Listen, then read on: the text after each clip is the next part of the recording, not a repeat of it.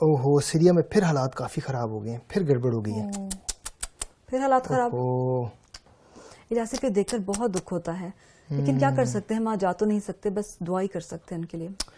کاشفہ میں آپ کو بتانے ہی والا تھا کہ میں جان کے ساتھ اصل میں سیریا جا رہا ہوں اگلے 2 ہفتے میں ایک مشن ٹرپ کے لیے.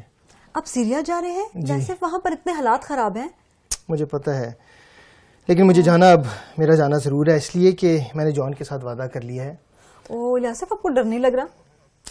کاشفہ جب جان نے مجھے کہا تھا جانے کے لیے تو اس وقت مجھے ڈر لگ رہا تھا، کیونکہ میں نے حالات کے بارے میں تھوڑا سا پڑھا تھا. لیکن پھر میں نے اس بارے میں دعا کی اور پھر میں نے خداوند پر بھروسہ رکھا. میں نے کہا خداوند اگر تو مجھے وہاں اس خدمت کے لیے لے کے جانا چاہ رہا ہے تو میں جاؤں گا، اور اس بات سے مجھے تسلی ملی. یاسف، میں سوچ نہیں پا رہی ہوں کہ یہ دلیری ہے یا بے وقوفی. کاشفہ میں اسے دلیری کہوں گا، اس لیے کہ جتنا میں خداوند کو جانتا ہوں اور جتنا میں خداوند پر بھروسہ رکھتا ہوں، میری دلیری کے لیے کافی ہے. یہ لاپرواہی نہیں؟ میں اسے لاپرواہی نہیں کہوں گا. دیکھیں، میں تھوڑا سا آپ کو اس کے بارے میں بتاتا ہوں. دلیری جو ہے وہ بزدلی اور لاپرواہی کے بیچ میں کہیں ایک لکیر ہے. بزدلی کا مطلب یہ ہے کہ ہم کسی کام کو نہ کریں، ہر کام سے بھاگنے کی کوشش کرتے ہیں، وہ بزدلی ہے. لیکن دوسری جانب لاپرواہی کا مطلب یہ ہے کہ بغیر سوچے سمجھے، بغیر نتیجے کو جانے ہم کسی بھی کام کو کرنے کے لیے تیار ہو جائیں. لیکن دلیری جو ہے وہ لاپرواہی اور بزدلی کے بیچ کی کہیں ایک لکیر ہے، جو ہمیں اس بات کو یاد دلاتی ہے کہ ہم نے صحیح فیصلہ لیا ہے.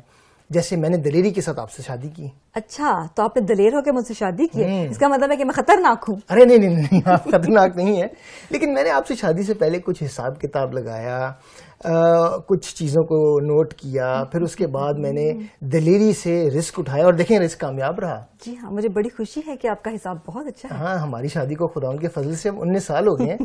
خداوند کا شکر ہے اس بات کے لیے. کاشفہ سوری، یہاں پر آپ کی مثال ٹھیک نہیں تھی، میں مذاق کر رہا تھا. لیکن اس ٹرپ پہ جانے کے لیے میں نے اچھی طرح جانکاری لی ہے، اور یہ کوئی لاپرواہی سے لیا گیا فیصلہ نہیں ہے. تو آپ کے کہنے کا مطلب یہ ہے کہ دلیری سے مراد ہے کہ اپنی تمام تر رکاوٹوں اور مشکلات کے باوجود بھی کسی کام کو کرنے کی صلاحیت رکھنا، اور اس کی جو بنیاد ہے وہ خداوند پہ بھروسہ اور دوسروں سے محبت ہے. بالکل، خداوند پہ جب ہم بھروسہ رکھتے ہیں، خداوند پہ اعتماد کرتے ہیں اور اس کی مرضی کو پورا کرنے کے لیے تیار ہوتے ہیں، تو یہی بات جو ہے وہ ہمیں دلیری بخشتی ہے. تو کیا میں بھی دلیر ہو سکتی ہوں؟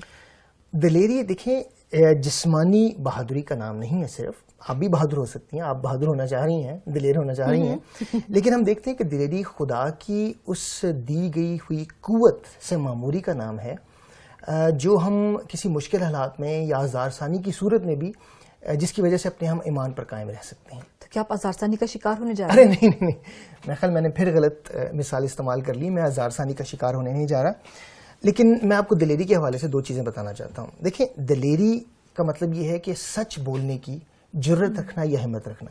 اور دلیری کو ہم اس طرح بھی سمجھ سکتے ہیں کہ اگر ہم نے کوئی غلطی کی ہے اور اس غلطی کو ہم تسلیم کر رہے ہیں، تو یہ بھی دلیری میں ہی شامل ہے. دلیری اور وقار، یہ دونوں آپس میں ان کا ایک تعلق ہے، یہ جڑے ہوئے ہیں.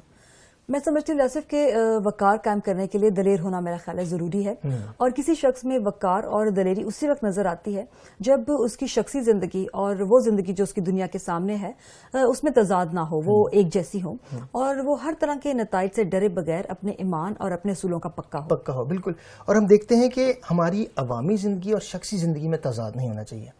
اور میں اس طرح دیکھتا ہوں اس کے کہ اگر میں پلپٹ پہ کھڑا ہو کر کلیسیا کو کسی بات کے لیے سمجھا رہا ہوں، یا میں نے بتا رہا ہوں کہ خداوند کی مرضی کو اپنی زندگی میں پورا کرنا ضروری ہے، اور اگر میں اسے خود نہیں کر رہا اور اسی ماڈلنگ جو ہے وہ نہیں دے رہا، تو آپ کا خیال ہے یہ درست ہوگا؟ نہیں، یہ بالکل درست نہیں ہوگا. اور آپ دیکھیں، یہی وجہ ہے کہ خداوند یسوع مسیح بھی جو تھے وہ فریسیوں کو ملامت کیا کرتے تھے، اس لیے کیونکہ وہ جو کچھ بھی دوسروں کو سکھایا کرتے تھے یا جن مذہبی تقاضوں کے اوپر عمل کرنے کی انہیں نصیحت کرتے تھے، وہ خود انہیں پورا نہیں کرتے تھے.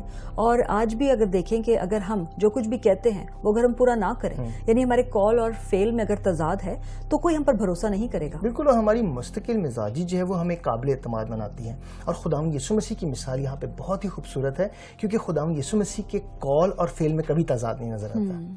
یاسف، وہ سب کچھ ٹھیک ہے، لیکن جب آپ جائیں گے تو میں کیا کروں گی؟ میں صرف پیچھے سوچتی رہوں گی اور آپ کے لیے پریشان ہوتی رہوں گی. ارے آپ پریشان ہو. دیکھیں، 2 چیزیں ہیں.